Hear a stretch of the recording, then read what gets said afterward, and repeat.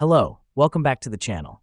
Today, we're diving straight into how to create a real estate appointment scheduler in Airtable, your comprehensive guide for 2025. First things first, let's create a new base by clicking on the plus icon on the homepage of Airtable.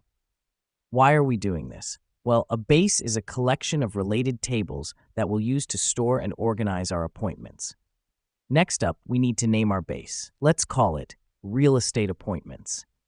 This step is crucial as it helps to identify the purpose of the base and keep your work organized. Now that we've done that, let's structure our base with relevant fields. Click on the plus icon beside the last field name to add new fields. We'll need fields like appointment date and time, client name, property address, and agent name.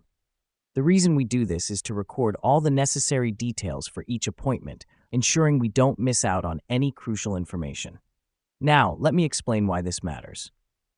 Airtable allows you to choose the field type, providing flexibility in how you store and display your data.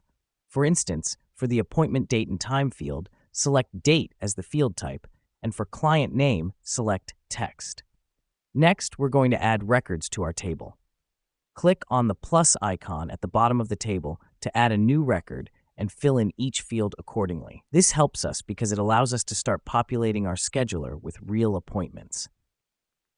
Here's what's happening behind the scenes. As you add more records, Airtable automatically saves your data and keeps everything organized. You can also use the filter and sort functions to manage your appointments more efficiently. Finally, to share this appointment scheduler with your team, click on the Share button on the top right and select Workspace Collaborators. This allows your entire team to access and update the scheduler in real time, ensuring everyone is on the same page. And there we have it.